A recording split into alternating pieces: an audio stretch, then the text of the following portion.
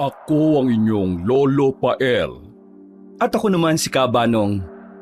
At ito ang aming kwento. Minsan, kahit gaano ka naging mabuti sa kapwa, magiging masama ka pa rin sa paningin nila sa isang bagay lang na magagawa mong hindi nila magugustuhan.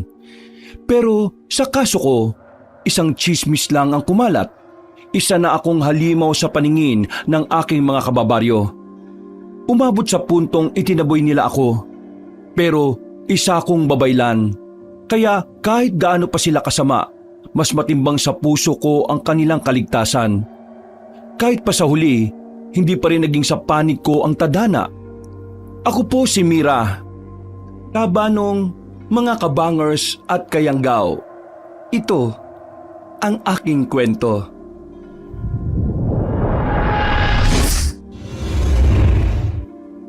Bago nga pala magsimula ang ating kwento, sana'y mapindot nyo muna ang subscribe button at ang notification bell para lagi kayong nanonotify pag may bago tayong mga kwento. At huwag nyo rin kalilimutan mag-like at comment. Napakalaking tulong po ito sa ating channel para mas makapagatid pa kami sa inyo ng mga magaganda at mga nakakapangilabot na mga kwento. At ngayon, sa ating pagpapatuloy. Ate Mira! Oh, bakit ang ingay mo? Ang aga-aga pa eh. Ate, alam mo ba kung ano yung chismis ngayon doon sa bayan? Naku, kaya pala ang aga mong umalis eh. Nakichismis ka pala sa bayan. Oh, ano naman ang nasagap mo? Narinig ko mga tao doon, ate. Ang anak kasi ni Mang Tonyo na si Ron, nakitang walang buhay sa ilog at wasak ang bituka. Sabi ng mga tao, aswang daw ang may gawa nun. Ano? Aswang? Eh wala nang aswang dito sa lugar natin ah. Matagal na panahon na. Yun na nga eh. Ang sabi nila, ikaw daw ang aswang, ate. Ikaw talaga puro kakalokohan. Totoo nga. Si Mang Tonyo iyak ng iyak. Sabi niya, ikaw ang pumatay sa anak niya dahil nakita kanyang dumaan sa bahay nila kagabi. Pagkatapos, hindi na nakauwi ron si Ron. Paano ako magiging aswang isa akong babaylan? Tumigil ka nga, Elias. Mag-igib ka na lang ng tubig dun sa balon. Maglalaba ako ngayon. Naiinis talaga ako sa Mang Tonyo na yun eh. Kung ano-ano lang ang sinasabi. Kapag yun sumugod dito, makikita niya talaga ang bagsik ko. Ikaw talaga. Yan ang napapala mo kakachismis sa kapitbahay natin. Pero ate, totoo kayang aswang ang may gawa nun? Kung ganon, bumalik na naman sila dito sa baryo natin. Eh di ba, pinalis na sila ng mga babaylan noon? May kasunduan sila na hindi sila mag-aasik dito ng lagim? Ewan ko, Elias. Sana naman hindi aswang yun. Pero kailangan mo rin mag-ingat simula ngayon. Huwag ka nang magpapagabi. Nagkakaintindihan ba tayo? Kahit wala pang aswang, delikado na talaga ang panahon ngayon. Kaya kailangan doble ang pag-iingat. Hindi natin alam kung sinong may gawa nun. Opo, ate ko na parang lola. Ang sungit! Aba syempre, ayoko may masamang mangyari sa'yo. Ikaw na lang ang natitira kong kamag-anak eh. Dapat lang naalagaan natin ang isa't isa. Iyan din ang bili ni Lola Nanda sa akin, ate. Na kahit anong mangyari, palagi tayong magkakampi. Kaya kung may susugod dito, taawayin ka? Umanda talaga sila sa akin. Hindi ko sila papayagan na apihin ka. Eh, wala naman kasing susugod dito. Ikaw lang ang nag-iisip ng ganyan. Hindi nila gagawin yon dahil wala naman tayong ginagawang masama. Saka, kilala akong babaylan dito sa baryo natin. Imposibleng mapagkamalan nila akong aswang. Basta, ipagtatanggol kita, ate. May mga tao talagang hindi mo mapapalaguran. Kahit na anong kabutihan pa ang gawin mo. Kahit na ibigay mo pa ang buong puso, pawis at dugo para sa ikabubuti nila. Isang maling akala lang ay masama ka na kagad sa paningin nila. Ako nga po pala si Mira Kabanong, isang babaylan sa liblib na lugar ng Kabisayaan. Lumaki akong tinuruan ng lola ko na ang kabutihan ay parang ilaw. Kahit maliit lang, kaya nitong pawiin ang dilim sa paligid. Pero hindi niya nasabi na minsan kahit gaano kaliwanag ang ilaw mo, may mga taong pipiliing pumikit. Ang mga taong tinulungan ko noon ay siya ring mga taong nagpalaya sa amin sa baryo. Isa akong babaylan pero inakusahan nila ako na isa akong aswang. Nang gabing yon ay wala akong magawa kundi ang umalis sa kinalakihan kong lugar para sa kaligtasan naming magkapatid. Ate, dapat hindi tayo umalis. Dapat nilabanan natin sila. May alam ka naman sa pakikipaglaban, di ba? Hindi ko pwedeng gawin yon.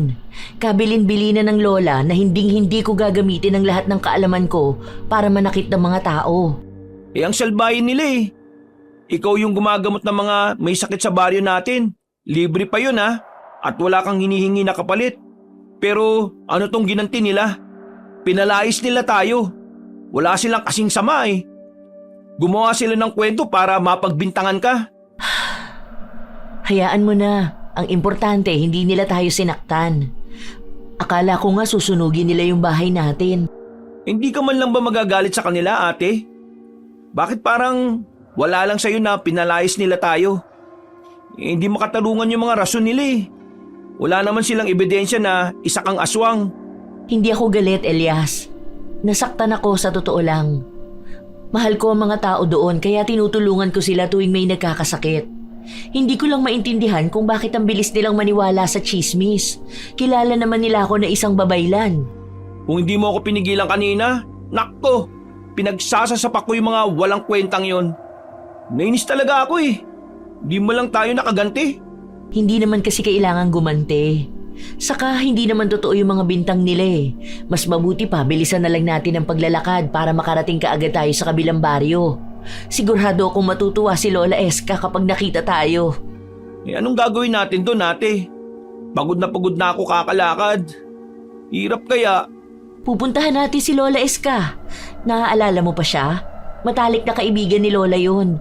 Isang magaling din na babaylan nung kabataan niya. Doon muna tayo makikituloy. Ay, sana pumayag siya. Oo naman. Naalala ko pa siya. Ang tanda na nun, ate. Buti kung buhay pa yun. Hoy, ano ka ba? Huwag ka nga magsasalita ng ganyan. Buhay pa yun, sigurado ako. Malakas sa mga babaylan, Elias, alam mo yan. Likas sa kanila na maalaga sa katawan dahil na rin sa mga kaalaman nila. Kung pupunta tayo sa kabilang baryo, di ba madadaanan natin yung lugar ng mga aswang? Di ba may lugar dito na bawal puntahan ng mga tao? Wala naman kasing ibang daanan kundi ito lang eh. Saka huwag ka mag-alala, dala ko naman ang mga sandata laban sa mga aswang. Kapag may nakasalubong tayo na isa, magtago ka lang sa likod ko. Ako nang bahala. Ba't ako magtatago? Hindi naman ako takot sa aswang ah. Walang dapat ikatakot sa mga halimon na yan. Tanggalan ko pa sila ng pangil eh. Aba, ang tapang-tapang naman ng bunso namin ah. Sigurado ka ba talaga na hindi ka takot? Baka naman makita mo lang yung mga dilaw na pangil nila eh, iiyak ka na. Hindi no. Kahit na hindi pa ako nakakakita ng aswang, hindi ako takot sa kanila. Kayang-kaya ko silang patumbahin gamit ang kamao ko. Araw-araw kaya ako nagpa-practice ate. Malakas akong sumuntok no. Sus, ang yabang-yabang talaga. Tingnan natin kung hanggang saan yung yabang mo. Talaga? Bilisan mo na dyan. Dapat nandun na tayo sa bukana ng kabilang baryo bago mag-alas 12 ng hating gabi. Bakit? Mas ligtas tayo doon. Teka, sandali Elias. Narinig mo ba yun? Ang alin? Wala naman akong naririnig ah. Ito mga palakala nga maingay eh. Shh! Huwag ka muna maingay. May narinig ako eh. Parang alulong ng aso pero kakaiba. Nasa malapit lang. Ha? Aswang ba yun? Saan? Hinatakot mo lang yata ako ate. Akala ko ba hindi ka takot? Hindi nga. Kaso wag mo akong takutin.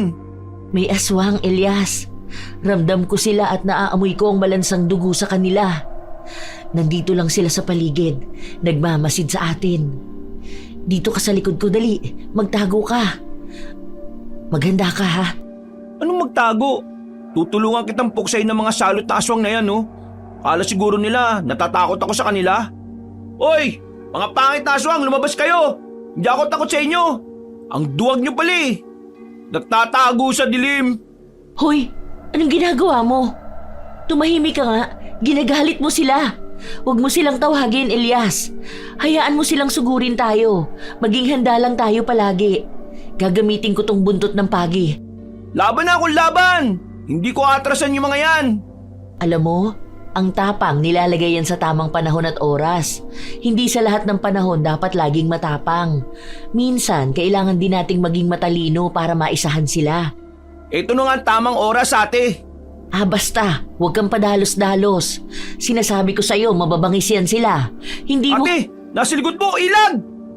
Kagad akong umilag at inilabas ko ang buntot pagi na nasa bewang ko. Iwinasiwas ko ito sa ere. Kilala ang lugar na yon na pugad ng mga aswang. Pinagbabawal na sa mga taong dumaan doon kahit na umaga pero wala kaming magagawa. Yun lang ang alam kong daan patungo sa kabilang baryo. Alam ko na may aswang talaga kaming makakaengkwentro kaya naghanda na ako. Hindi lang isa kundi 3 silang lahat. Ang mga mata ay kasing pula ng dugo at ang mga pangil nila ay kasing tulis ng isang patalim. Utsa ate, ang papangit nila. Ngayon lang ako nakakita ng aswang. Hindi naman sila nakakatakot eh. Nakakadiri sila. Huwag kang maging kampante dyan, Elias. Kunin mo tong asin. Hindi sila makakalapit sa'yo kung ibabato mo yan. Mga halimaw sila, Elias. Mababangis sa mga yan kaya mag-iingat ka. Hoy, mga aswang! Hindi nyo matatalo ate ko. Ngayon pa lang umatras na kayo kung ayaw nyo maging adobong aswang. Etong sa inyo! Hindi ako nagdalawang isip na ihampas ang buntot pagi sa kanila nang nagsimula na silang sumugod. Sabay-sabay at tila alam nila kung paano aatake. Siniguro ko naman na si Elias ay nasa likod ko lang para hindi ito masyadong lumayo. Bawat hampas ko sa kanila ay katumbas ng walang kasing hapdi para sa mga aswang. Mabuti na lang at maliwanag ang buwan kaya kitang-kita ko pa rin ang bawat galaw nila. Si Elias naman ay binudburan ng asin ng paligid namin para hindi masyadong makalapit ang mga aswang. Ito sa'yo, halimaw! Saluhin niyo ang asin! Hindi kayo makakalapit sa amin kaya mas mabuti pang umalis na kayo! Kundi, matitikman niyo ang hagupit ng buntot pagi ko! Alis! Ate, parang gutom na gutom sila oh. May krisis din pala sa mga aswang. Hindi pa yata ito kumain Naglalaway na. Nakakadiri naman. Hi! Elias, magseryoso ka nga. Hindi biro tong sitwasyon natin ngayon. Kung matatalo tayo, siguradong tayo ang magiging hapunan ng mga halimaw na ito. Aba, di ako papayag. Swerte naman sila. Ako, magiging pagkain nila? Hoy, ang papangit nyo. Pwe, etong asin kainin nyo to. Layas! Huwag kayong lalapit! Masyado silang marami. Kailangan nating tumakbo. Baka malapit na dito ang bukana ng kabilang baryo. Sa pagbilang ko ng 3, tumakbo ka ng mabilis, Elias. Ha? Hindi na natin sila lalabanan, ate? Takot ka na? Marami sila.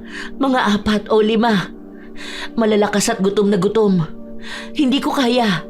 Mas mabuti nang tumakbo tayo. 1, 2, 3. Takbo, Elias! Takbo! Mabilis kaming tumakbo ni Elias Cabanong. Ramdam ko ang hingal habang mabilis na tumatakbo. Habang papalayo kami ay hindi ako tumigil sa pagwasiwas ng aking buntot pagi para hindi sila gaano makalapit. Pero ganun na lang ang pagtataka ko nang makita ko na isa-isang bumabagsak ang mga aswang na humahabol sa amin. Ate, tingnan mo may isa pang aswang! Kinalaban niya yung mga humahabol sa atin. Uy, ang lakas niya Gabunan. Isang gabunan yan. Mas malakas at mas mapanganib. Ang lakas niya, ate! Isang hampas lang ng kamay niya. Nahati kaagad yung katawan ng aswang. Pero bakit niya kinakalaban yung mga kauri niya? Hindi ko rin alam, Elias. Ngayon lang ako nakakita ng gabunan sa malapitan. Kakaiba pala ang itsura nila. Maputi at mahaba ang buhok at pula ang mata. Ang kuko niya, ang tutulis at ang hahaba. Ate, ang astig niya! Huwag ka magpakakampante. Pinapatay niya ang mga aswang na yan dahil ayaw niya ng kakumpetensya sa pagkain. Ha? Ibig sabihin, kakainin niya tayo pagkatapos siyang patayin ng mga yon? Magaling at malakas ang gabunan, Cabanong. Ilang minuto lang ay napatay na niya ang lahat ng aswang na humahabol sa amin. Nagkalat sa hangin ang masangsang na amoy ng dugo ng mga aswang. Napatras na lamang kami ni Elias nang magsimulang lumakad ang gabunan patungo sa direksyon ng kinatatayuan namin. Ate, kakainin na yata niya tayo. Tumakbo na tayo. Mukhang hindi natin kaya yan. Ang macho eh oh. Sandali. Mukhang wala siyang balak na saktan tayo, Elias. Ha? Bakit? Ayan na nga oh. Papalapit na. Ate, takbo na tayo, bilis. Hindi. Tingnan mo ang mga kamay niya. Hindi na nakalabas sa mga kuko niya. Bumalik siya sa dating anyo. Hindi niya tayo sasaktan. Iniligtas niya lang tayo. Pero nakakatakot siya. Ang lakas-lakas niya. Hindi kagaya dun sa mga weak na aswang. Para siyang S-class na halimaw eh. Mas lalo kaming napatras ni Elias nang tumigil siya mismo sa harapan namin. Kagad ko namang itinutok ang sandata ko sa kanya. Nagbalik na siya sa kanyang anyong tao. Walang bakas na isa pala siyang halimaw, kundi ang mga dugo na lang sa kanyang katawan. Sino ka? Bakit mo kami iniligtas? Isa kang halimaw, di ba? Huwag kang lalapit. May buntot pagi ako. Isa akong babaylan. Kaya kitang tapusin. Isang wasiwas ko lang dito. Oo nga. Kahit mukha ka malakas, mas malakas pa rin ang ate kong babaylan sa'yo. Magsalita ka! Ano ba? Huwag kang lalapit sa amin! Narinig ko siyang tumawa ng mahina bago nagsalita. Ang boses niya, sa halimaw talaga, pero may iba pa sa kanyang tono. Hindi siya katulad ng mga aswang na karaniwang kong nakakainkwentro. May hagod ng kabaitan ng tono ng boses niya, na hindi dapat ganoon dahil ang gabunan ay isa sa mga mababangis at malalakas na lahi ng mga aswang. Wala silang pinapalampas. Hindi kayo dapat dumaan sa lugar na ito, kahit na isa kang babaylan. Pugad dito ng mga aswang. Walang makakaligtas dito kahit gaano ka pa kalakas. May negatibong enerhiya dito na nagpapalakas ng mga aswang at nagpapahina ng mga tao. Kung hindi ako napadaan ngayon dito, sigurado kong pinagpipiestahan na kayo ng mga aswang. Aba, medyo mayabang din to ah. Uy kuya, hindi namin kailangan ng tulong mo no? Kayang-kayang tapusin ng ate ko yung mga aswang na yon. Pero bakit mo kami iniligtas? Isa ka ring halimaw, isang gabunan. Pinatay mo pa yung mga aswang na humahabol sa amin.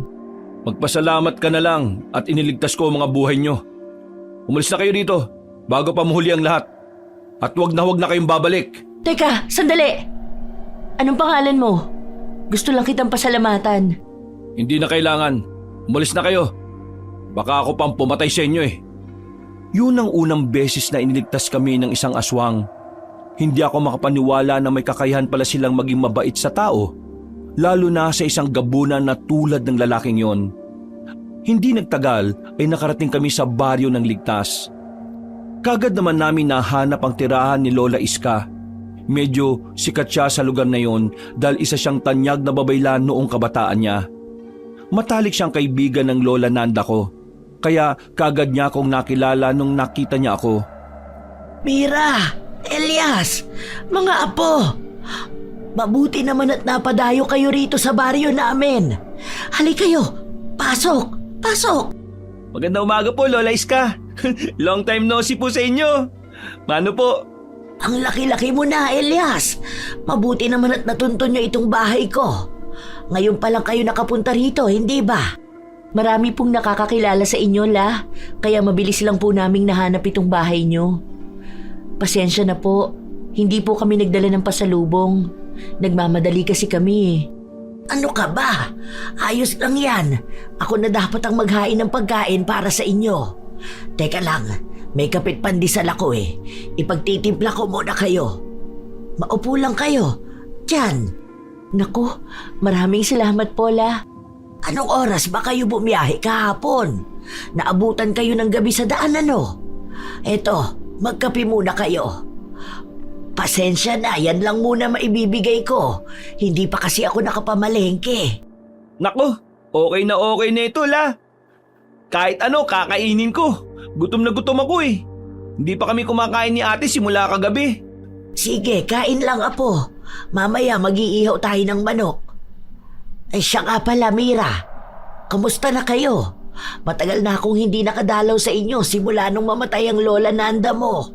Mabuti naman po kami ni Elias, La. Pero pinalayas po kami doon sa baryo namin kagabi. Kaya nagpunta kami rito. Wala kasi kaming ibang mapupuntahan eh. Ano? Pinalayas kayo? At bakit naman nila ginawa yon, apo ko? Si ate kasi La, napagkamalang aswang ng mga tao dun. Sabi, siya raw ang pumatay dun sa kapitbahay namin. Kaya ayun, sinugod nila kami sa bahay kagabi. Buti na lang talaga, hindi nila kami sinaktan Aba, kalokohan yan. Hindi ka naman aswang. Mga tao talaga walang utang na loob. Ilang taon mo silang pinagsilbihan bilang babaylan sa lugar nila. Tapos ito lang ang gaganti. Tara, puntahan natin sila. Hindi pwede yung mga ginawa nila. Ipapaliwanag natin ang totoo. Nasaktan nga ako sa ginawa nila, Lola. Nakakaiyak. Tapos ayaw nilang pakinggan ang paliwanag ko. Sarado talaga ang isip nila. Ang malala pa ron, pinagbantaan nila ang buhay naming magkapatid. Kung ganon, sasamahan ko kayo para makabalik kayo roon. Kilala ko ng mga tao roon dahil ilang taon din akong nanirahan sa baryo nyo nung nabubuhay pa si Nanda. Naku, baka madamay pa po kayo sa gulo, Lola. Pwede bang dumito muna kami? Pansamantala lang po. Hahanap din po kami ng ibang malilipatan kapag nakahanap ako ng trabaho. Pasensya na po talaga kayo, Lola Eska. Naabala patuloy namin kayo. Aba wala namang problema sa akin yan. Kung gusto nyo dito na talaga kayo tumira. Kung magugustuhan nyo itong lugar ko. Mas masaya nga yun dahil may makakasama na ako. Alam mo na, wala akong asawa't anak kaya nag-iisa na lang sa buhay. Yung trabaho ko kasi na pagiging babaylan ang mas inuna ko kaysa mag-asawa. Talaga, La? Okay lang sa inyo na dito na muna kami? O ate, huwag na tayong bumalik dun sa baryo natin. Ang sasama ng ugali ng mga tao dun Sana may aswang nga dun para magtanda sila. Wala na silang babaylan na magliligtas sa kanila. Elias, huwag ka naman ganyan. Masama pa rin yung naghahangad tayo ng masama sa kapwa natin. Hindi rin natin sila masisisi. Natakot lang talaga sila kaya yun ang nagawa nila. Yan talaga kasi ang ugali ng tao. Natural na yan. Kahit anong bait mo pa, isang pagkakamali mo lang, hindi na nila iisipin ang mga nagawa mong tama. Kaya sa susunod, huwag masyadong magtitiwala. Oo nga po pero hindi naman ako galit sa kanila. Hayaan na lang natin sila. Maraming salamat talaga, Lola Eska, sa pagtanggap mo sa amin, ha? Huwag po kayong mag-alala. Bukas na bukas din, maghahanap ako ng trabaho sa bayan. Tutulungan po namin kayo ni Elias. Mas masaya na tayo, ate. Mas maraming tao ang baryo nito, napansin ko lang, kesa doon sa pinanggalingan natin. Mas malaking baryo kasi ito. Pero huwag kayo magpapagabi, ha? Delikado dito kapag gabi. Bakit po, La? May mga masasamang tao po ba rito? Noon ay wala. Pero nitong mga nakaraang linggo ay may mga taong nawawala. Nag-imbestiga na ang mga pulis pero wala pa silang nahuhuling salarin. Kaya nagbigay na rin sila ng babala na huwag magpapagabi sa daan. Aswang po ba, La? Alam niyo po, hinabol po kami ng mga aswang kagabi. Muntikan na kaming maging last supper. Hinabol kayo? Abay, bakit hindi nyo sinabi kaagad?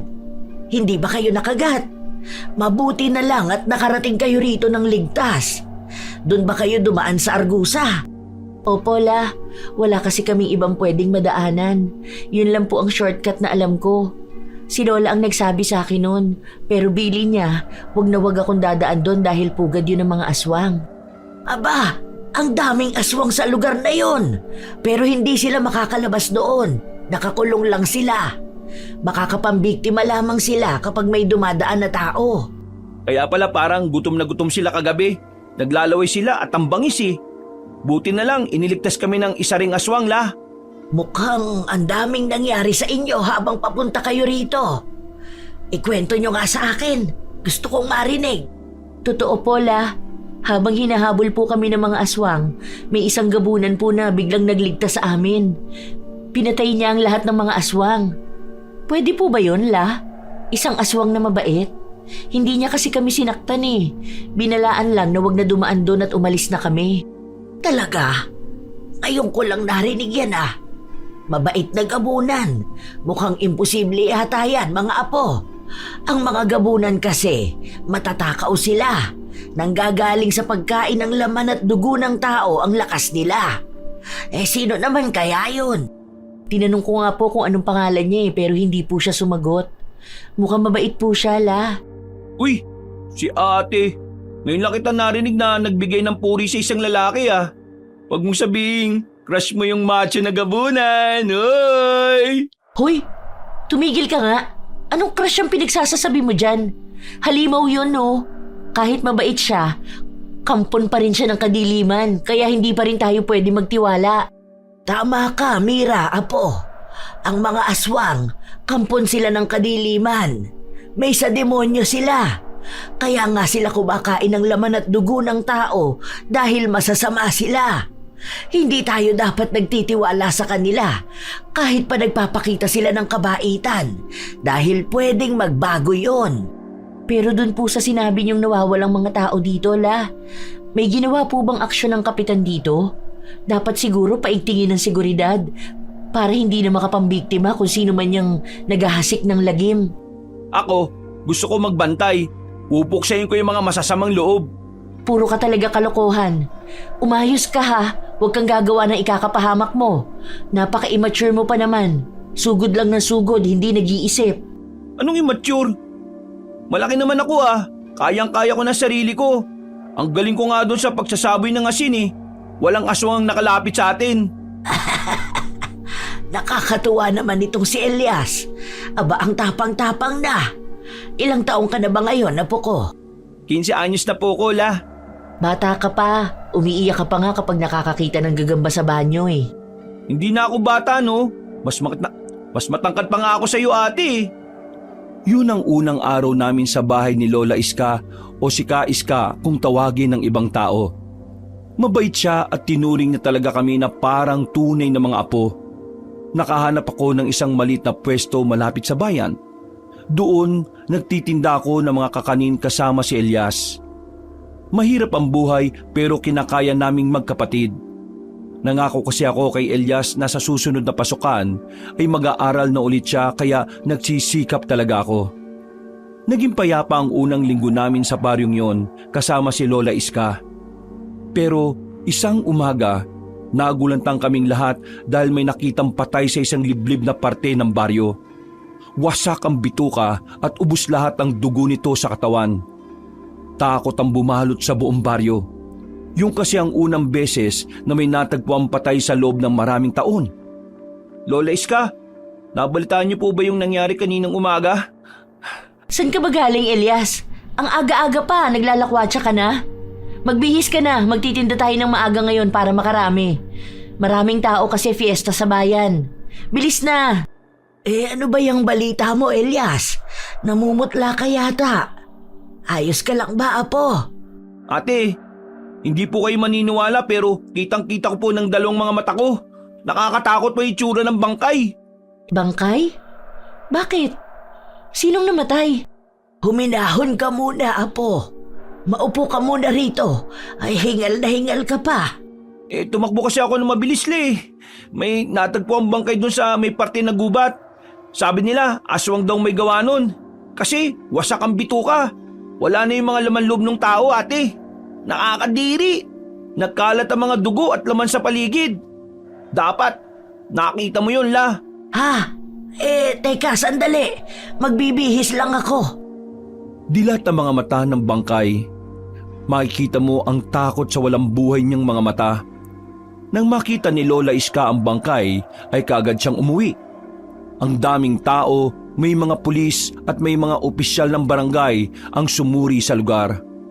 Naghahanap ng ebidensya. Tahimik lang si Lola habang naglalakad kami pauwi sa bahay. Hindi na ako nakapunta sa tindahan dahil na rin sa takot. Ibang-iba kasi ang itsura ng bangkay. Ang sabi ng mga tao, isang dayo raw yung biktima kaya hindi pa alam ng pamilya nito ang sinapit. Hindi aswang ang may gawa nun. Hindi po aswang? Ano po? Mukhang aswang po yata yun, Lola. Bakit kaya kumakain ng tao mga aswang, no? Wala namang lasay ang laman ng tao, tapos silaw pa. Hindi man lang nilutot nilagyan ng bawang at betsin. Matagal akong naging babaylan at marami na akong nakitang biktima ng aswang. Ang isang iyon, hindi aswang ang pumatay sa kanya. Tao ang may gawa nun, nasisiguro ko. Bakit naman gagawin ng tao yun? At pinagmukha pa na parang aswang ang pumaslang. Ay, ano to? May serial killer sa baryo na to? Nako ate baka tayo ang sisihin. Bagong salta pa naman tayo dito. Pinalalabas nila na aswang ang may gawa. Mga masasamang loob sila, nasisiguro ko. May ibang pakay siguro sila dito sa baryo natin. Kung ganon, walang bisa yung mga sandata ni ate. Di ba sa mga aswang lang yung tumatalab? Paano yan kapag may gustong manakit sa atin dito? Ano yun, suntukan na lang, ganon? Mas mabuti nang mag-iingat tayo. Umuwi kayo ng maaga, Mira, Elias. Dapat ay 4:00 pa ng hapon nandito na kayo sa bahay. Maliwanag. Ako na ang nagsisilbing magulang niyong dalawa. Cargo de konsensya ko kapag may masamang mangyayari sa inyong dalawa. Kayo rin, Paula. Mag-iingat po kayo palagi. Huwag po kayong mag-alala sa amin ni Elias. Uuwi po kami bago magdilim. Sa mga sumunod na araw ay ganun palagi ang ginagawa namin ni Elias. Bago pa sumapit ang dilim ay nasa bahay na kami. Nababalot pa rin ng takot ang buong baryo. Ang mga tanod ay gabi-gabing nagro-ronda para matiyak na wala ng susunod na biktima. Pero isang gabi, nagkagulo ang mga tao. Dahil ang buwan, bigla na lamang... Mira, Elias, mga apo, halik kayo rito. Tingnan ninyo ang buwan. Madilim, walang sinag. May kababalaghang nangyayari dito sa atin. Ay, Diyos ko. Hala, oo nga. Bakit ganun? Parang napundi ang buwan. Ate, tingnan mo may eclipse ba? Hindi eclipse yan, Elias. Nararamdaman ko ang negatibo nitong enerhiya. Hinihigop nito ang liwanag ng buwan kaya naging ganun ito. Lumabas kami ng bahay para makita na maayos ang pangyayari. Ang mga tao ay nagkakagulo na rin. Ang iba ay umiiyak. Ang iba naman ay nagdarasal. Maingay ang mga tao. Lahat ay takot. Pakiramdam ng mga tao ay katapusan na ng mundo. Pero iba ang kutob ko. At ganun din si Lola Iska. Alam namin pareho na may hiwagang nababalot sa baryong yon. At may nagbabadyang trahedya. Isang masamang pangitain yan. Alam ko kung ano ang pinagmulan yan. Ate, nandyan na yung kapitana ng baryo. Kasama niya yung mga tanod. Galing! Makinig kayo. Hindi kayo dapat matakot. Huwag kayo mag-alala. May mga bantay tayo. Ang mga tanod at pulis, 24 oras na tinitiyak ang kaligtasan ng bawat tao dito sa baryo natin. Ang tanging hiling ko lang, huwag sana tayo magpanik at gumawa ng mga kwento-kwento. Hindi po nakabubuti sa sitwasyon natin yon. Sa ngayon ay patuloy pa rin ang investigasyon natin sa mga nangyari. Huwag kayo mag-alala. Sa oras na may lumabas na resulta, ay magpapatawag ako ng meeting. Kapitana, paano yan? Napundi ang buwan. Ano masasabi niyo riyan? Ang dilim na Wala pa man din masyadong pose ng ilaw. Wala pa man din masyadong ilaw yung mga pose dito sa lugar na to. Sino ka ba, bata? Bago ka lang ba dito? Ngayon lang kita nakita dito Ilyas po pangalan ko. Opo, bagong salta po kami. Kasama ko ang ate Mira ko. Kinakaiska po kami tumutuloy ngayon. At saka, hindi na po ako bata. 15 anyos na po ako. Magandang gabi sa inyo, Kapitana. Mga apo ko silang dalawa. Ganun ba? O siya, sige. Mag-iingat kayo palagi, Kaiska. Alam naman natin na minsan na tayong binalot ng hiwaga dito sa baryo. Hindi na ito bago sa atin, pero huwag pa rin tayong magpakampante. Hanggat hindi natin nalalaman kung ano ang sanhi ng pagkawala ng liwanag ng buwan, lahat ng bahay ay maghanda ng sandata. Kung sakali lang naman. At huwag kayong magpapagabi para hindi mabiktima. Hindi pa natutukoy ng mga nag-iimbestigang pulis ang salarin na pumatay doon sa isang dayo nung nakaraang linggo. Kaya mas mabuti na yung umiwas tayo. Nakakaintindihan ba tayo? Nang makabalik kami sa bahay ni Lola Iska, ay kaagad niyang kinuha ang mga lumang kaba na nakatago sa ilalim ng kanyang kama. Lumang-luma na ang mga yon at puno ng alikabok. Halatang ilang taon na yung hindi nabubuksan. Ano pong ginagawa niyo, La? May gusto akong masigurado. Itong mga kaba na ito, naglalaman ito ng mga antigong libro tungkol sa mga sinaunang engkantasyon at kasaysayan ng mga diwata. Diwata po? Yung mga diwata na tagabantay ng kalikasan? May libro pala tungkol sa kasaysayan nila? Wow! May mga ganun ka pala, La. Astig naman! Pwede ba namin basahin ang mga aklat na yan? Parang storybook, diwata version. Oo naman, pwedeng-pwede nyo itong basahin. Basta wag na wag ninyong ipapahiram sa ibang tao. May laman kasi itong mga engkantasyon na pwedeng gamitin sa kasakiman. Tanging may mga dugong babaylan lamang ang pwedeng humawak ng mga librong ito. Ate, magagamit mo pala yan sa mga aswang at masasamang espiritu. Namangha ko sa mga nakatagong libro ni Lola Iska Cabanong. Lumang-luma na at kulay brown na ang mga papel pero mababasa mo pa rin ang sulat kamay ng mga letra na nandun. Yung ibang libro, hindi ko maintindihan ng mga nakasulat. Hinalungkat niya ang kaban hanggang sa natagpuan niya ang hinahanap. Ay sa wakas, nakita rin kita. Ano po ang laman ng librong yan, La? Ito ang kasaysayan ng mga diwata.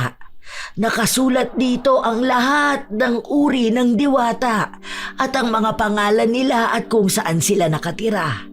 Pati na rin kung ano ang kapangyarihang taglay ng diwatang iyon. Sino po ang sumulat ng mga yan? Mukhang marami siyang alam tungkol sa mga diwata Yan ang hindi ko masasagot, Apo. Walang may alam kung sino ang sumulat ng antigong librong ito. Pinamana pa ito ng lola ko noon na isa ring babaylan. Tulad nyo ay marami din akong katanungan nung kabataan ko. Pero ang sabi niya sa akin, wag ko na raw itatanong dahil hindi rin naman daw yun masasagot. Ella, bakit niyo po naisipang ilabas yan? May kaugnayan po ba yan sa nangyari kanina? Tama ka, Elias. May gusto akong basahin dito. Ang tungkol sa diwatang si Wanag. Wanag? Hali kayo. Sabay nating babasahin itong aklat para malaman natin kung sino si Wanag. Binuklat ni Lola Iska ang isang makapal at lumang aklat. Pero nang basahin ko ang laman noon ay hindi ko maintindihan ang nakasulat. Parang ibang lengguwahe ang naroon. Hindi rin naman Espanyol o baybayin. Di naman namin maintindihan ang nakasulat, Le. Naintindihan niyo po ba yan? Parang sulat ng alien naman yan. Nakalimutan ko. Kailangan nga pala ng orasyon ng mga aklat na ito bago mo basahin bilang patunay na isa ka talagang babaylan. Hindi yan basta-basta nababasa ng mga ordinaryong tao. Nagdasal ng isang kakaibang orasyon si Lola Iska. Nakinig lang kami ni Elias. Bago sa akin ang orasyon na yon. Hindi yun naituro ng lola ko sa akin kaya tahimik lang akong nakikinig. Makalipas ang ilang minuto, ay natapos na rin si Lola Iska. At totoo nga ang sinabi niya. Nababasa niya na ang mga nakasulat doon sa lumang aklat. Tama ako. Ang diwatang si Wanag nga ang may kagagawa ng pagkawala ng liwanag ng buwan ngayong gabi at mananatili yan hanggat hindi siya naibabalik sa kanyang lungga. Ibig sabihin po ba, nakakulong pala yung si Wanag noon at ngayon, nakawala siya? Naku, baka siya ang salarin dun sa mga nawawalang tao at dun sa patay na natagpuan. Pumapatay ba ang mga diwata, Lola Iska? Abay oo naman, apo ko. May kakayahan ng mga diwata na manakit at pumatay ng mga tao, lalo na yung mga diwatang masasama.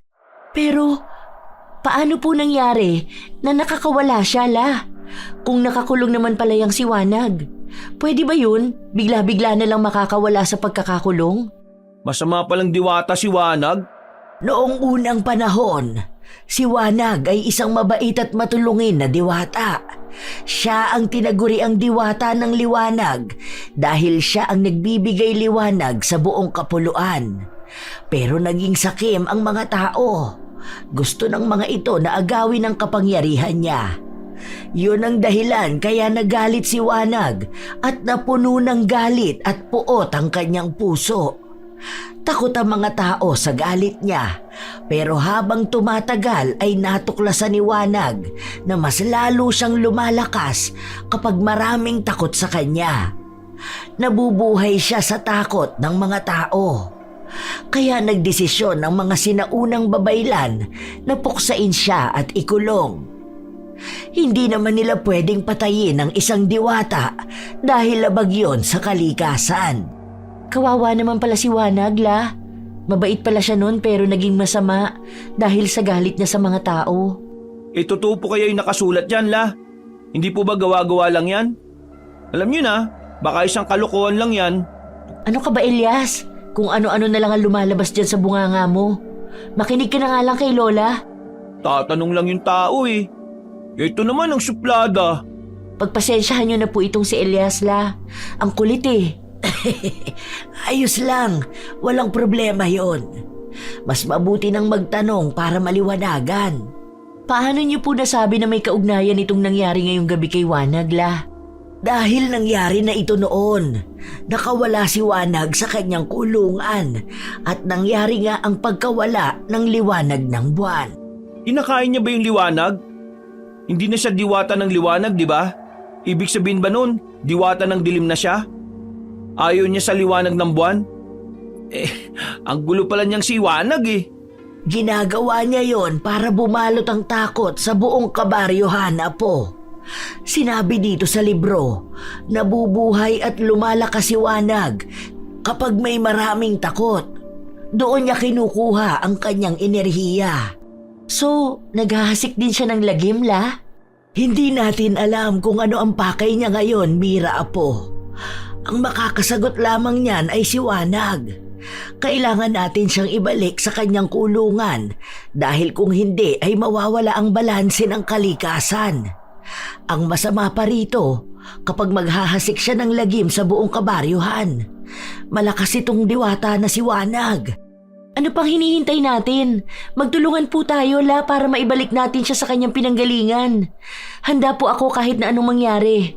Ikaw din, Elias. Dapat tumulong ka. Iligtas natin ang baryo. Teka lang, Apo ko. Kailangan mo munang pag-aralan ng mga engkantasyon na ito. Iba ito sa mga tinuro ng lola mo. Para ito sa mga espiritu ng kalikasan. Halika kayo rito. Ipapakita ko sa inyo kung ano ang mga engkantasyon na ito. Pinakita sa amin ni Lola ang isa pang antigong libro na naglalaman ng klase-klaseng orasyon para gamitin sa mga kalaban na diwata. Namangha ako ng husto dahil sa buong buhay ko hindi ko alam na may mga ganong klaseng libro pala. Hindi yun naikwento ng lola ko sa akin noon. Ilang araw din akong nagsanay para sa mga orasyon at inkantasyon na yon. Sabi ni Lola Iska, dapat handa ang puso't isipan ko sa paghaharap namin ni Wanag. Hindi ko alam pero kahit na alam kong hindi ako ganun kalakas, pero desidido kong tulungan ang mga taga-baryo na maibalik ang kapayapaan sa lugar nila. Ilang gabi na rin na hindi nagpapakita ng liwanag ang buwan. Ang dilim ng buong baryo at sabi ni Lola Iska, pati raw ang mga aswang ay natatakot na. Tinuro ni Lola sa akin kung saan ang kuweba na tinitirhan ni Wanag. Handa na ako para sa misyon namin. Pero nang gabing yon ay hindi na nakauwi si Elias. Mira, Apo, kumain ka na. Hindi ka pa naghapunan. La, wala po akong gana. Nag-aalala po ako kay Elias. Alam naman niya na bawal magpagabi pero bakit hindi pa rin siya nakauwi? Baka kung ano na nangyari sa kanya, La. Ay Diyos ko, wag naman sana. Puntahan na kaya natin ang mga tanod. Magtanong tayo. Abisuhan natin sila na hindi nakauwi ang kapatid mo. Nasaan na ba kasi itong si Elias? Ang tigas kasi ng ulo eh. Ayaw makinig sa mga sinasabi ko. Huminahon ka lang, Apo. Huwag ka masyadong mag-alala sa kapatid mo. Malaki naman na yon at alam kong kayang-kaya ni Elias ang sarili niya. Aba, Apo yun inahanda. Hindi basta-basta ang dugong nananalaytay sa kanya. Hindi ko lang po kasi maiwasan, La. Ang dami kasing nangyayari dito sa baryo at may banta pa dyan sa diwatang si Wanag. Baka kung ano na ang nangyari sa batang yun. Ang mas mabuti pa, puntahan natin ang mga tanod. Tara na, habang maaga pa. Huwag na po kayo sumama, Lola. Ako na lang po ang pupunta doon. Delikado po sa inyo. Ay, hindi pwede yan, Apo. Sasamahan kita. Hahanapin natin si Elias. Hindi pwedeng hahayaan kitang umalis eh. Ang dilim mo. Sandali po, kukuha po ako ng flashlight para may ilaw tayo sa daan. Kahit na madilim ang buong baryo, ay hindi ako nagdalawang isip na hanapin si Elias. Siya na lang ang nag-iisa kong pamilya. Hindi ko talaga mapapatawad ang sarili ko kung may masamang mangyayari sa kanya. Sinabi na namin sa mga naka-duty na mga tanod tungkol sa pagkawala ng kapatid ko. At nangako naman sila na hahanapin si Elias. Pero hindi yun sapat sa akin. Ako mismo ang naganap sa kanya kasama si Lola Iska. Nagpunta kami sa liblib na parte ng baryo. Nawala na yung takot ko at napalitan na ng pag-aalala para kay Elias. Diyos ko, Elias. Nasaan ka na bang bata ka? Mira, Apo. Huwag ka masyadong magpapadala sa emosyon mo. Maging alerto ka rin sa paligid natin. Hindi natin alam kung ano ang nagtatago sa ilalim ng dilim. Bakit la? May mga aswang pa rin ba na nagagawi sa lugar na ito? Kahit saan, pwedeng maging pugad ng aswang yan, Apo. Lalo na kapag ang lugar ay hindi masyadong nadadaanan ng mga tao. Itong parting ito ng baryo, walang nagpupunta rito dahil masukal na. Takot silang makaengkwentro ng aswang. Teka po, Lola. Naririnig niyo po ba yun? Parang may mabilis na tumatakbo. Maghanda ka, baka aswang yan. Dala mo naman ang buntot pagi mo, di ba? Opo, Lola. Galing po doon ang mga yabag. Narinig ko po ang bilis ng pagtakbo nito patungo dito sa direksyon natin. Talasan mo ang iyong pandinig at mga mata, Mira. Nararamdaman ko rin siya. Mabilis siya. Elias! Ikaw ba yan? Ay, Diyos ko! Saan ka ba galing? Apo, ano bang nangyari sa'yo? Ang ate mo, alalang-alala na sa'yo. Ate! Lola Iska! Salamat naman at nakita ko kayo. Bakit ka ba tumatakbo? May humahabol ba sa'yo? Aswang ba? Magsabi ka, Elias! Hindi po aswang, ate. Eh bakit ka tumatakbo? Ang bilis ng takbo mo, parang hinahabol ka ng mga halimaw. Si Kapitana Rosa, ate. Siya ang may pakana ng lahat. Ang mga nawawalang tao dito sa baryo at yung namatay na dayo. Siya ang may gawa ng lahat ng yun. Ha? Eh, sigurado ka ba dyan? Mahirap ang bintang, Apo. Lasing ka ba, Elias? Umamin ka nga sa akin. Totoo nga. Umuwi muna tayo. Ang dilim dito eh. At saka, baka pinag-aanap na ako ng mga tauhan ni Kapitana. Mas mabuting umuwi na muna tayo, ate. Bilisan natin. Mabilis kaming bumalik sa bahay ni Lola Iska at doon na sinabi lahat ni Elias ang nakita niya doon sa isang bahay kung saan siya binihag ng mga tauhan ni Kapitan Rosa. Nanginginig pa siya habang sinasalaysay ang inabot niya sa mga kamay ng mga taong yon. At hindi lang yun, ate. Meron din silang mga aswang na biyag. Hindi lang taong kinukuha nila, ate. Grabe, ang sama nila. May aswang din? Paano yun? Eh, mababangi sila. Ano naman kaya ang pakay nila? Bakit nila kinukulong ang mga yun? Ilan ba ang nakita mo doon, Elias? Mabuti na lang at nakatakas ka. Baka naman nakilala ka ng mga tauhan ni Kapitana at sumugod sila dito kapag nalaman nilang wala ka na roon. Tansya ko, nasa mga 3 tao naroon, ate. Ang aswang 2 lang. Galit na galit nga yung mga aswang eh. Panay sigaw at mura. Ang iba, sinasaktan ng mga goons ni Kapitana Rosa. Mga armado sila, ate. Kailangan natin itong isumbong sa mga pulis, Lola. Si Kapitana lang pala ang may gawa ng lahat ng krimen dito sa atin. Akala ko mabuti siyang tao at ang kabutihan ng bawat taga-baryo ang hangad niya. Hindi pala. Bukas na bukas din, pupunta tayo sa police station sa may bayan para isumbong itong nalaman ni Elias. Abay, dapat masagip yung mga bihag doon. Ay kawawa sila. Paano naman yung mga aswang? Sigurado kong mananakit ang mga yun kapag pinalaya sila. Saka na natin yan problemahin. Ang mahalaga, maisuplong agad si Kapitana para hindi na siya makapambiktima pa. Ang sama niya. Kinaumagahan ay kaagad kaming nagtungo sa police station sa bayan. Ang buong akala namin ay rirespondi kaagad sila dahil kasalukuyang iniimbestigahan ng mga pulis ang kasong ito. Pero tinawanan lang nila kami. Hindi sila naniniwala nung sinabi naming si Kapitana ang may pakana ng lahat. Grabe naman yung mga pulis na yun. Baka kasabwat sila ni Kapitana. Bakit ayaw nilang maniwala sa akin? Nagsasabi naman ako ng totoo. Ate, hindi ako gumagawa ng kwento Nandun ako kagabi. Sinta ako ng mga tanod, bakit ako nabutan ng dilim sa daan? At doon na nila ako dinukot. Elias, apo, huminahon ka. Mag-iisip na lang tayo ng ibang paraan para matulungan ang ibang mga nakabihag doon. Mira, apo, anong iniisip mo? Lahat sila lola ay galamay ni Kapitana. May duda ko kung bakit walang resulta ang mga pag-iimbestiga nila. Baka kasabwa talaga sila ni Kapitana. Wala na tayong maaasahan sa kanila, lola. Kikilos tayo. Iisip talaga. Sumugod na lang kaya tayo doon. Iligtas natin sila. Kawawa yung mga nandun natin. May matanda pa at bata. Mga dayo silang lahat. Sinadya nila yun para walang maghahanap. Kaya sigurado dinukot nila ako dahil bago ang mukha ko. Kaya siguro dinukot nila ako dahil bago ang mukha ko. Akala nila walang maghahanap sa akin katulad dun sa mga dayo. Huwag kang padalos-dalos dyan. Baka mapahama ka pa. Muntikan ka na kagabi, Elias. Kailangan natin mag-isip ng plano.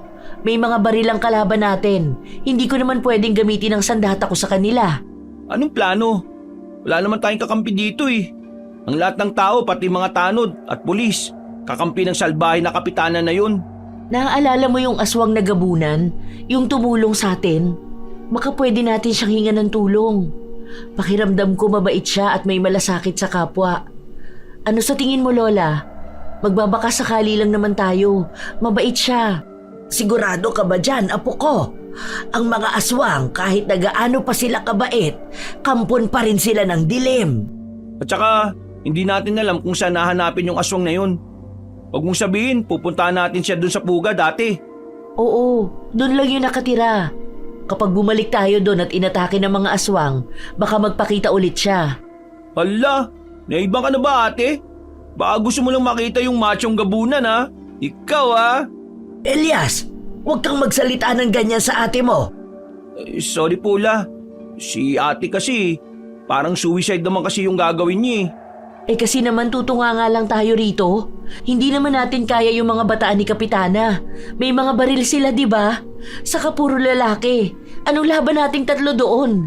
Kailangan natin si Gabunan. Ano, Lola Eska? Sa tingin mo ba uubra ang plano ko? Yan lang ang naisip kong paraan Ikaw, Elias, may naisip ka ba? Aba, hindi ko alam, apo. Pero susubukan natin. Baka naman tulungan talaga tayo nung sinasabi mong gabunan. Paano kung hindi? Paano kung hindi pala siya mabait? Babaylan naman ako. May laban naman ako sa kanya kung sakaling nga atake siya. Alam ko naman kung paano puksain ang mga aswang Sinabi mo yan Baka naman tumakbo ka ulit Nung nakaraan, tumakbo ka nga dahil sa takot Tumahimik ka na nga dyan. Dami mo talagang sinasabi. Hindi naman ako tumakas dahil takot ako. Ginamit ko lang ang utak ko. Maghanda ka. Pupuntahan natin si Gabunan mamayang gabi. Sa gabi talaga? Di mapapalaban na naman tayo sa mga pangit na aswang na yun. Di ba yan naman ang gusto mo? Parang imposible pero yun lang talaga ang naisip kong paraan para mailigtas yung mga bihag ni Kapitana. Nang sumapit ang gabi, ay naghanda na kami ni Elias at ni Lola Iska. Ayoko sanang sumama pa si Lola pero nagmamatigas talaga siya. Hindi niya raw kaya na tutunganga na lang sa bahay habang hinihintay kami. Kaya doble ang paghahanda ko dahil dalawa ang dapat kong protektahan. Bumalik kami doon sa pugad ng mga aswang. Payapa ang gabi. Tanging tunog ng mga palaka at kuliglig ang naririnig sa paligid. Dinig ko rin ang malakas na tibok ng sarili kong puso. Sa totoo lang, Kabanong, hindi ko alam kung saan ko siya hahanapin. Pero susubukan ko pa rin. Hanggang sa... Naamoy kita. Ikaw yung babaeng dumaan dito nung nakaraan, no? Diba, sinabi ko na sa'yo na huwag ka nang babalik dito. Ate, nandyan na siya! Nagpakita ka ulit. Ikaw talaga sadya namin. Ako nga pala si Mira. Mabuti naman at naaalala mo pa kami. Umalis na kayo dito. Hindi ligtas ang lugar na ito para sa mga mahihinang tao na tulad ninyo. Hala, mahina? Sino mahina? Ang ate ko? Isa siyang babaylan, no? Elias, ano ka ba? Huwag ka nga munang sumabat dyan. Elias, hayaan mo muna ang ate mo makipag-usap sa kanya para makaalis na tayo. Ramdam ko ang ihip ng hangin. Naaamoy na nila tayo. Hindi magtatagal, darating na ang mga aswang. Tama ka, Tanda. Kapag hindi kayo umalis ngayon dito, magiging hapunan kayo ng mga aswang dito. Aalis lang kami kapag pumayag kang tulungan kami. Tulong? Anong tulong? Kailangan tulungan mo kaming iligtas sa mga binihag ng Kapitana Rosa doon sa kabilang baryo. Marami sila. At anong pakialam ko sa mga taong yun? Wala akong pakialam sa mga taong yun, no? At isa pa, ako'y gabunan. Wag na huwag mo kong utusan. Wala kang pakialam pero bakit iniligtas mo kami nung gabing yun? May pakialam ka. Saka may mga aswang dinabihag doon, mga kalahi mo. Hindi mo ba sila tutulungan? Sinasaktan sila ni Kapitana Rosa. Ginagawa silang pain para mas lalong lumakas si Wanag. Sigurado ko kilala mo kung sino si Wanag, di ba? Nung unay hindi pumayag si Alon na tulungan kami. Pero nung binanggit ko na may mga aswang dinabihag, nagbago ang kanyang muka. Naging interesado siya sa mga sinasabi ko. May sumpa ang lugar na ito. Hindi makakalabas ang mga aswang dito. Paano ka sasama sa amin? Ibahin mo ko. Hindi ako tinatablan ng sumpang yan. Matagal na panahon na ako malayang nakakaalis sa lugar na ito. Walang bisa ang anumang mahika sa akin. Uy, ang astig pala nitong si...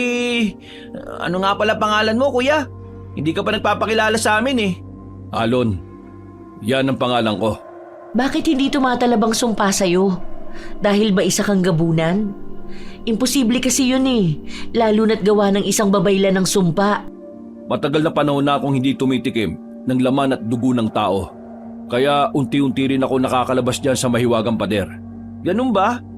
Yung pala yun? Lola, pwede pala yun? Oo, Apo. Pwedeng mangyari yon. Wala kaming inaksayang panahon. Kasama si Alon ay kaagad naming sinugod si Kapitan Rosa. Nadatna namin silang may bagong bihag na pinapasok sa mga hawla. Doon ko nasaksihan kung gaano siya kasama. Sa likod pala ng kanyang maamong mukha ay nagtatago ang isang demonyo.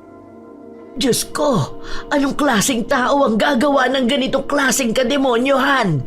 Kaya kailangan talaga matapos na ang kanyang kasamaan, Lola. Kayong dalawa ni Elias ang bahala sa mga bihag. Si Alo naman ang bahala sa mga may baril na goons. At ako na ang bahala kay Kapitana. Mag-iingat ka, Apo ko. Kayo din, Lola. Elias, huwag mong pababayaan si Lola, ha? Lagot ka sa akin kapag nagtanga-tangahan ka. Hindi naging madali ang labanan. Ang mga tauhan ni Kapitana ay hindi man lang nagdalawang isip na magpaputok ng baril sa amin. Mabuti na lang talaga at napakabilis ni Alon. Magaling siyang makipaglaban. Makikita mo sa bawat galaw niya na sanay siya sa anumang klase ng pakikipaglaban. Sina Lola at Elias ay dahan-dahan na pinakawalan ng mga bihag, habang ako naman ay hinarap ang Kapitana. Sinasabi ko na nga ba eh, iba talaga ang kutob ko nung makita ka. Ang bagong salta na malakas ang loob na kalabanin ako. Dapat lang para magtigil ka na sa kasamaan mo. Inaasahan ng mga taga-baryo na ikaw ang magpoprotekta sa kanila. Pero ikaw pala ang salarin. Ano ba ang pakialam mo? Bagong salta ka lang dito sa baryo ka. Ang dapat sa'yo, pinapakain sa mga aswang. Pakialamera ka! Bakit mo sila binibihag? Ano bang mapapala mo? Ha? Wala kang alam. Hindi mo alam kung anong klaseng kapangyarihan ng taglay ni Wanag. Napakabobo nyo! Mga walang alam! Matagal nang nahimlay si Wanag sa kuweba niya. Hindi mo na siya dapat pa iniistorbo dahil lang sa pansarili mong interes. Kaya nagagalit ang mga diwata sa ating mga tao eh. Dahil hindi kayo marunong makontento. Hindi pa ba sapat na ikaw ang kapitana sa baryo? Akala mo kung sino ka kung magsalita? Hindi mo ako kilala. Hindi ka sakiman ng pagligtas sa sariling anak. Kukunin ko ang kapangyarihan ni Wanag para iligtas ang anak ko sa tiyak na kamatayan. Kahit na ano pa ang dahilan mo, hindi pa rin yan sapat na rason para gumawa ka ng masama sa kapwa mo. May balik ang bawat masamang ginagawa natin. Pagbabayaran natin lahat yon. Sa tingin mo ba may pakialam ako sa mga sinasabi mo? Wala akong pakialam! Kung kailangan kong patayin ang lahat ng tao para lang mailigtas siya, gagawin ko yan! Napakasama mo! Wala kang kasing sama! Pati bata dinamay mo pa! Ang mga aswang binihag mo rin! Mas matutuwa si Wanag sa akin dyan. Ang takot ng mga aswang ay hindi basta-basta. Mas masarap yon para sa kanya. Mas madali siyang lumakas. Nahihibang ka na talaga! Eto sa'yo! Dapat sa'yo makulong! Naglabang kami ni Kapitana. Hindi ko inaasahan na malakas siya sa edad niyang 50 anyos. Parang sanay na siya sa pakikipaglaban. Doon ko lang naisip na pinaghandaan niya talaga ito. Lahat ay nakaplano na. Matagal na panahon na. Hindi naging madali ang labanan namin.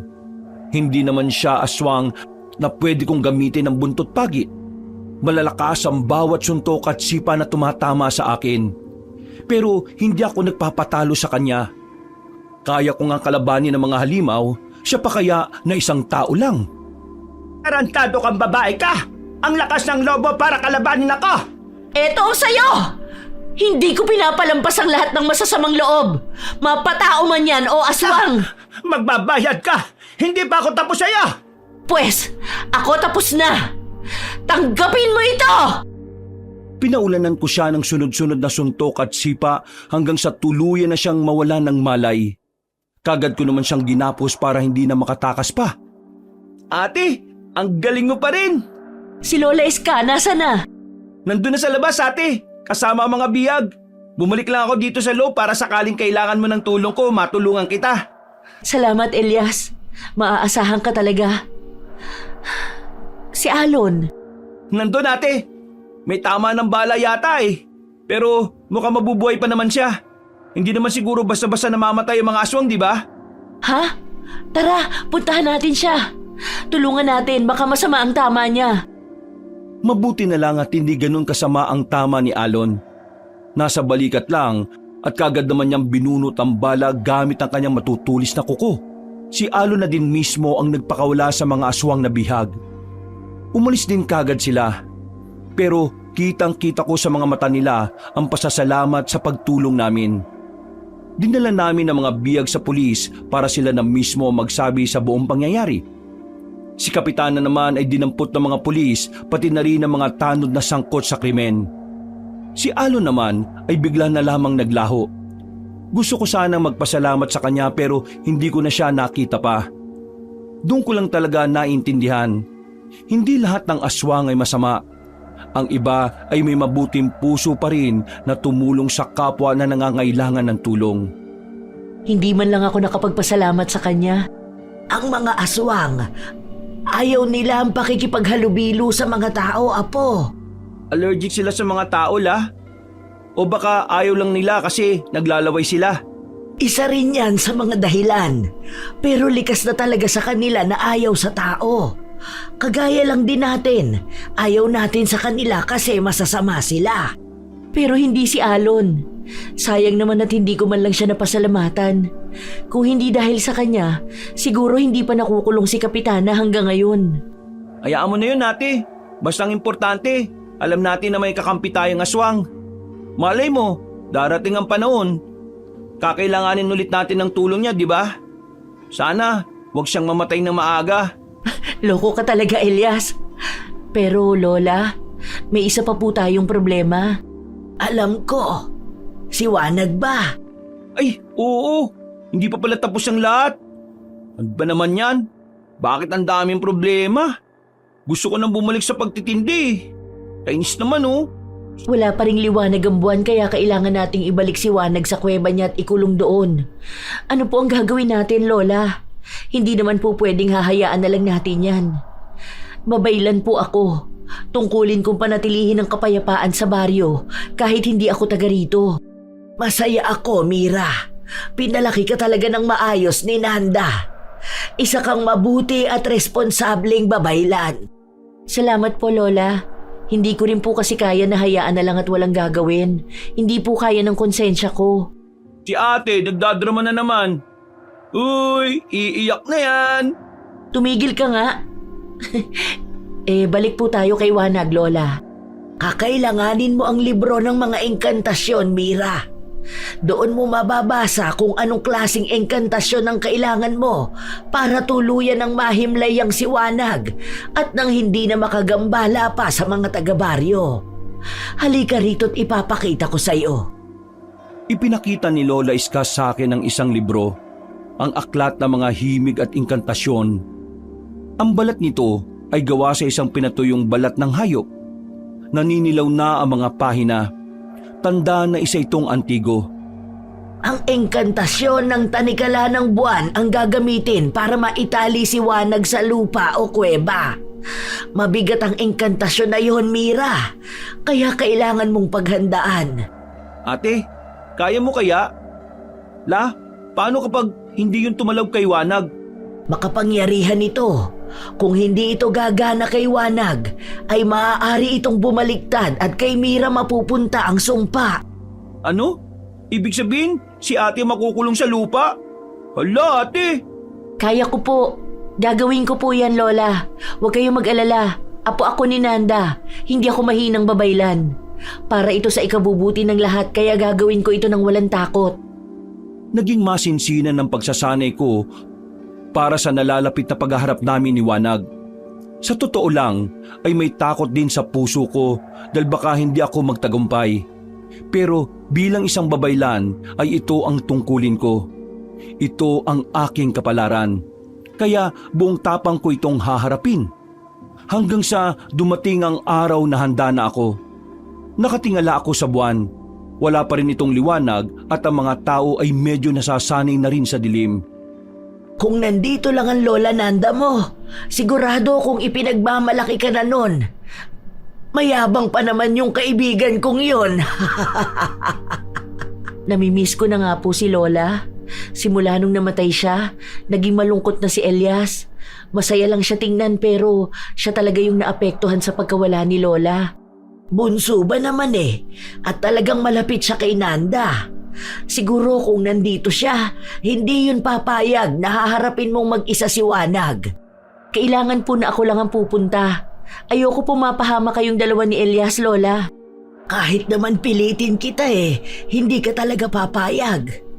Alam na ba ni Elias yan? Nag-usap na ba kayo? Hindi pa. Usap saan, ate? O siya, kayo muna rito. Maghahanda lang ako para sa hapunan natin. Tungkol ba saan yung pinag-uusapan nyo ni Lola Iska? Kayo di nyo na ako sinasali sa mga usapan nyo May sikreto ba kayong dalawa? Wala kaming sikreto. Ganito kasi yan, Elias. Bukas ng gabi, sa kabilugan ng buwan, haharapin ko na si Wanag. Handa na ako. Kailangan na siyang maibalik sa kanyang kuweba para hindi na magambala ang mga taga-baryo. Tapos, sasama ako, ate. Hindi pwedeng ikaw lang mag-isa dun. Aba, o yata ang sidekick mo, Hindi ka pwedeng sumama, Elias. Iba ito. Kailangan kong harapin si Wanag mag-isa. Isa siyang diwata na nababalot ng puot at galit. Delikado siya. Ay, gagi ka ba, ate? Kaya nga kailangan nandun ako Ayusin mo nga yung mga salita mo. Ate mo pa rin ako kahit na mas malaki ka na kaysa sa akin. Sasama ako, ate. Tapos ang usapan. Hindi naman ako lang pa para maging sagabal sa gagawin mo Gusto ko lang masiguro na kung kakailanganin mo ng tulong, nandun ako para matulungan ka. Hindi mo kasi naiintindihan, Elias. Sa totoo lang, naiintindihan ko talaga. Ayaw mong mapahamak ako. Pareho lang tayo ng nararamdaman, ate. Ayoko rin na may masamang mangyari sa'yo. Basta, sasama ako bukas. Tapos ang usapan. Ang tigas talaga ng ulo kahit kailan. Galit si Wanag sa mga tao. Hindi rin natin alam kung gaano siya kalakas. Ate, kapatid mo ko. Ano pa bang aasahan mo? Siyempre, sa'yo ako nagmana, no? At saka, kahit pa makapangyarihan niyang si Wanag, hindi ako natatakot sa kanya, ate. Mas takot ako mapahama ka na wala akong magawa. Ay nako, ewan ko sa'yo, Elias. O ano, ayos na ba kayong dalawa? Kain na tayo. Masarap ulam natin ngayon. Bigay ni Merna yan kanina, lumpia at kaldereta.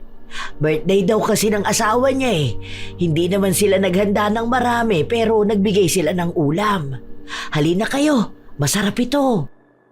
Dahil matigas ang ulo ni Elias, wala na akong nagawa kundi isama siya.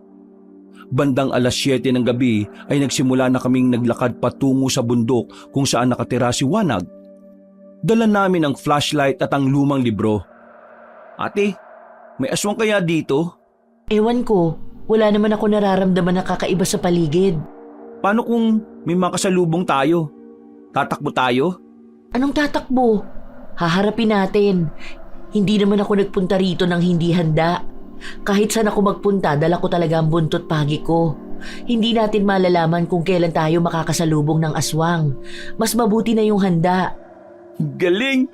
Alam mo ate, naisip ko, wag na lang kaya ako magpatuloy sa pag-aaral.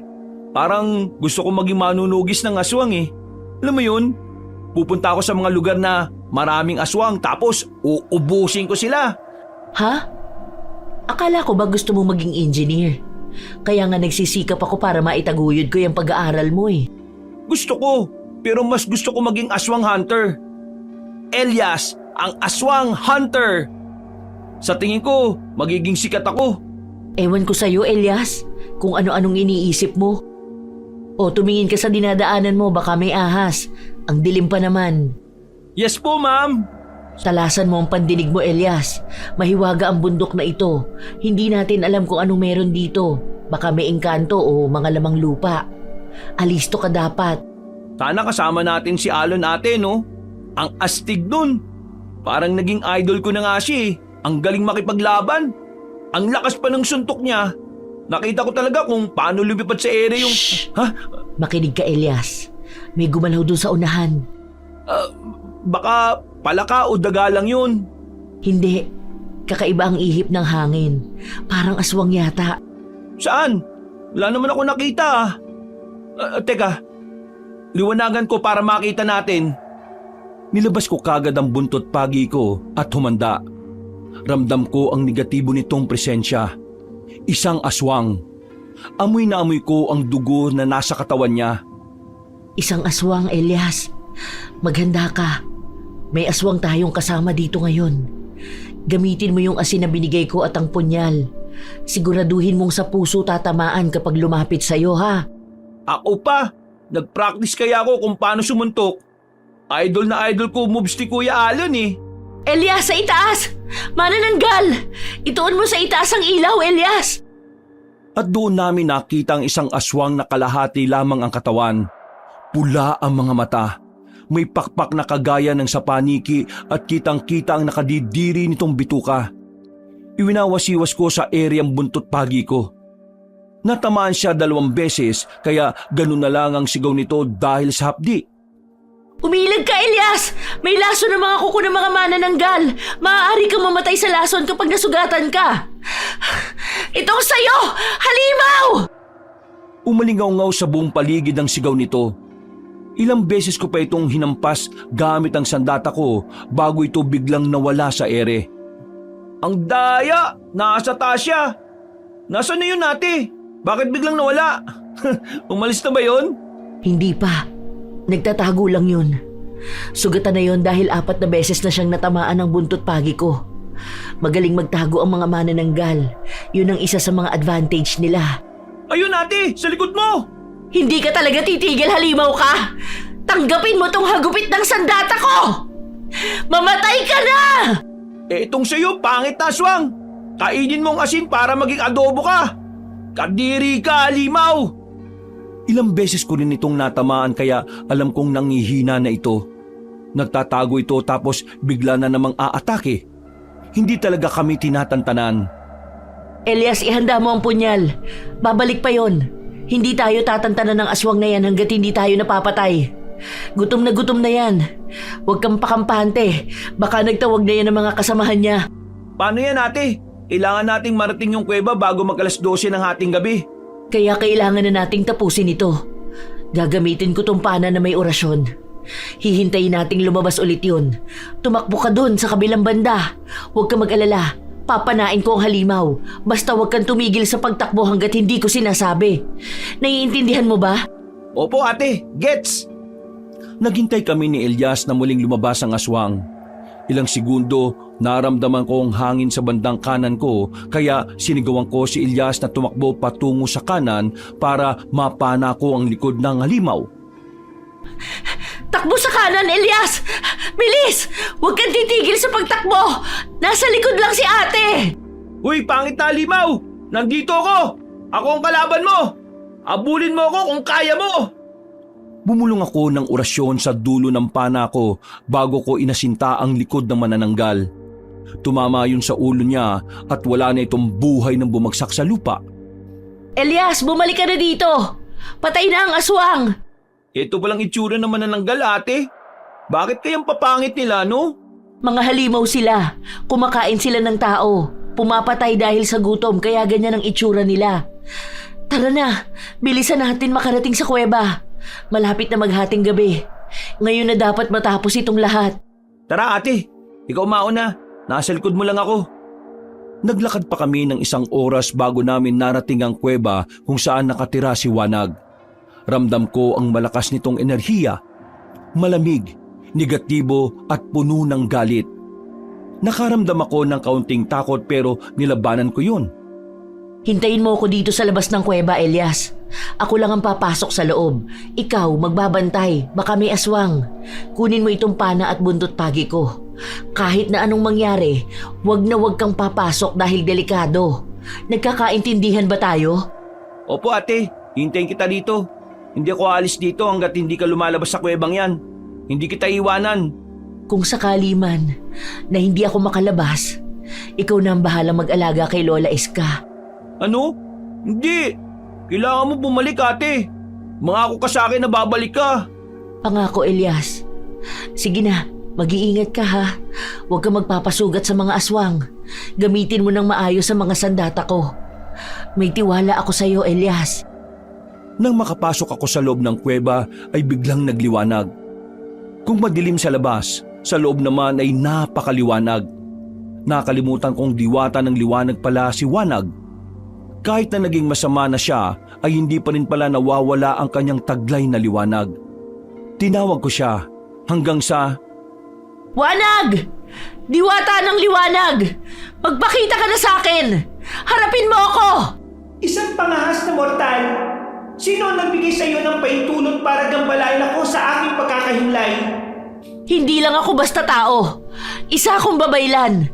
At nandito ako para makiusap sa iyo na ibalik ang liwanag ng buwan. Hindi mo kailangan manakot ng mga tao para lumakas.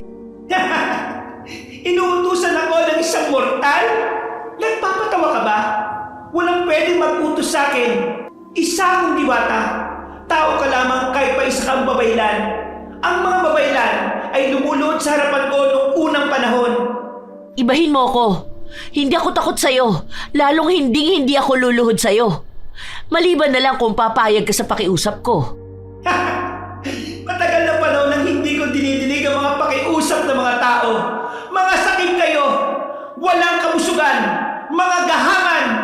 Hindi kayo dapat pinagbibigyan sa inyong mga hiling. Mabait ka naman noon, Wanag. Hindi mo kailangan magalit ng ganyan katagal sa mga tao. Oo, may mga taong sakim at masama, pero hindi lahat ay ganon. May mga katulad ko pa rin na mas pinipiling maging mabuti sa kapwa. At marami kami. Yan rin ang sinabi nila sa akin noon. Hindi na ako magpapalinlang sa inyong mga mortal. Ako ang diwata ng liwanag. At hindi magtatagal, babawin ko ang liwanag sa buong kalupaan. Nagsisimula pa lamang ako. Matitikman ng lahat ang hagupit ng aking paghiganti. Wawasakin ko ang mundo ng mga taong sakim. Nakikiusap ako, wag mong gagawin yan. Dahil kung magmamatigas ka, Wanag, mapipilitan ako ibalik ka sa pagkakakulong mo. At ayokong gawin yun sa isang diwata. Tinatakot mo ako? Isang mortal na mahina, tinatakot ang isang diwata? Ang tuwa ka naman. Ngayon lang ako nakatagpo ng isang tao na kasing tapang mo, mortal. Pero hindi lahat ng matatapang ay nagtatagumpay. Isa yang kahibangan! Hindi ako natatakot dahil ginagawa ko ito para sa ikabubuti ng mga tao. Wanag, isa akong babaylan. Ginagawa ko lang ang tungkulin ko na protektahan ng mga tao. Kaya nakikiusap ako. Ibalik mo ang liwanag ng buwan at huwag mo nang gambalain pa ang mga tao. At nangangako ako na walang sino man ang gagambala sa'yo rito. Hindi kita ibabalik sa pagkakakulong mo. Wala akong tiwala sa isang tulad mo! Magtiwala ka sa akin. Mira, nandiyan ka ba? Elias, anong ginagawa mo rito? Di ba sinabi ko sa'yo huwag kang papasok? Ang daming aswang sa labas! Hindi ko kaya! Papasok na sila dito, ate! Nasa labas po si Kuya Alon pero ang dami po talaga nila eh. Yung manananggal kanina, mukhang tinawag niya yung kanyang mga kasama. Sinasabi mo na nga ba? At nagdala pa kayo ng mga halimaw dito. Mga sakim, mga walang puso, sinusumpa ko kayong lahat! Dumagungdong sa buong kuweba ang boses ni Wanag. Parang kidlat, puno ng galit. Doon ko nakita na wala na talagang pag-asa na mabago ko ang isip niya. Nakiusap ako sa kanya pero huli na ang lahat. Nilamon na pala talaga siya ng galit para sa mga tao. Kaya wala akong nagawa kundi gawin ng engkantasyon para ibalik siya sa kanyang kulungan. Kaya sinimulan ko na ang isa sa pinakamalakas na engkantasyon, ang pagtatali ng isang diwata sa lupa. Sa mga ninunong tagapagtanggol, tawag ko'y inyong dinggin. Ibigay sa akin ang lakas ng mandirigma. Ibigay sa akin ang liwanag ng buwan. Sa ngalan ng mga ninuno kong babaylan, sa ngalan ng lupa at langit, bumalik ka sa iyong pinagmulan, Wanag.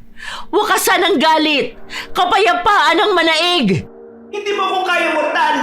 Isa ka lang batang babaylan! Walang lakas! Walang kapangyarihan laban sa akin! Pagsisisihan mo itong kapangasan mo! Patawad, Wanag. Pero para ito sa ikabubuti ng karamihan. Paalam. Ano ang nangyayari? Bakit ganito? Hindi ako makagalaw! Ano ang ginawa mo, mortal? Gawin mo yan! Hindi! Hindi ako pwedeng makulong ulit! Ibinabalik lang kita sa pinanggalingan mo, Wanag. Sa lugar kung saan nararapat ang isang katulad mo na kinainan ng poot at galit. Hindi! Hindi ito pwede! Babalikan kita! Isinusumpa ko! Babalikan ko at pawasakin kita! At ang lahat balik sa iyo! Halos mabulag ako nang sumabog ang liwanag sa buong kuweba, Kabanong. Nang bumalik na ang lahat sa normal, nakita ko si Wanag na nakagapos ng mga ugat ng puno. Walang buhay pero alam kong natutulog lang siya.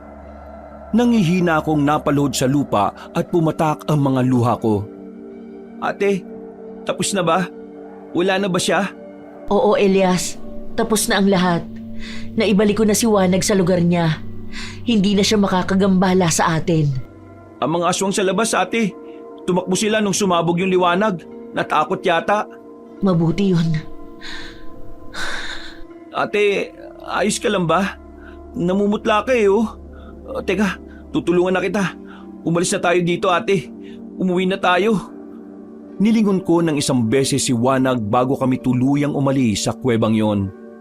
Masakit, nakakalungkot at nakakapanghina ang nangyari ng gabing yon. Naisip ko si Wanag. Isa siyang mabait at matulungin na diwata. Pero ang kabaitan niyang yon ay hindi man lang nasuklian ng tama. Inabuso siya. Nakaramdam ako ng kirot sa puso ko sa sinapit niya. Nang makalabas kami sa kuweba, sinalubong kami ng liwanag ng buwan. Bilog siya at puno ng buhay. Ate, tingnan mo oh. Bumalik na rin sa wakas yung liwanag. Talagang tapos na lahat.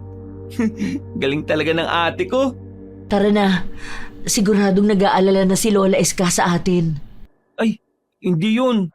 Kapag nakita niya ang buwan, matutuwa yun kasi ibig sabihin nagtagumpay ka sa misyon mo. At hindi ko magagawa ang lahat ng ito kung wala kayo ni Lola Eska na umaagapay sa akin. Isa ka rin sa nagtagumpay, Elias. Ang tapang-tapang na ng bunso namin. Siyempre naman, no? Apo ako ni Super Tanda Nante eh. Ikaw talaga, puro kakalokohan. Tara na nga.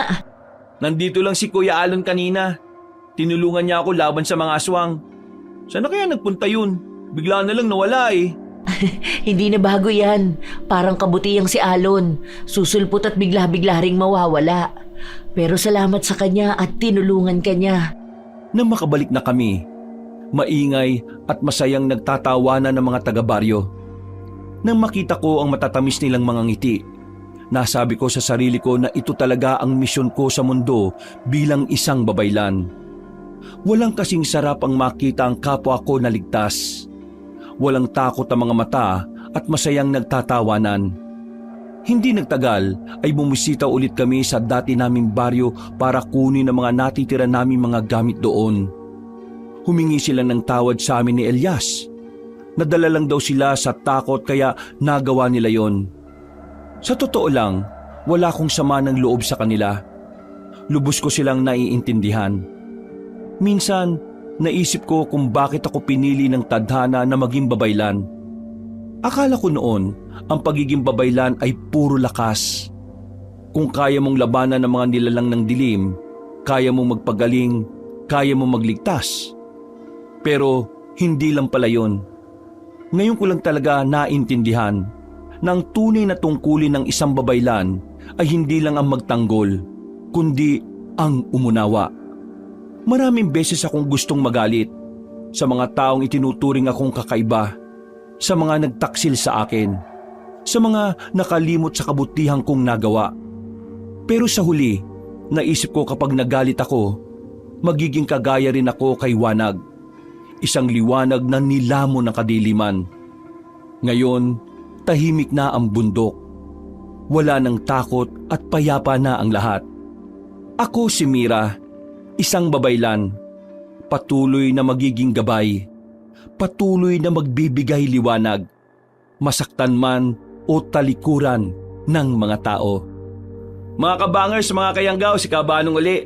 Bago tayo magtapos magpapasalamat muna ako sa inyo sa inyong walang sawang pagsubaybay sa mga kwento natin. Ngayon, kung medyo nabitin po kayo sa kwento natin ngayong araw na ito, iniimbitahan ko po kayo na dalawin nyo yung iba pa nating mga channel, yung mga kwento ni Kabanong. At syempre, yung bagong-bagong channel natin, yung Kabanong version 2.0. Doon, meron na pong mga images na gumagalaw at meron din po yung music and effects. So, pwedeng meron na kayong mapanood at meron din po kayong napapakinggan. Or pwedeng both. O di ba maganda? Kaya huwag niyo pong kakalimutan na mag-subscribe sa mga channel natin na ito Ang Pamela Clamil, mga kwento ni Kabanong, at syempre, ang bagong-bagong Kabanong version 2.0. Mag-iwan na rin po kayo ng comment at syempre, mag-like na rin po kayo. Hanggang sa susunod na mga kwento, wakas!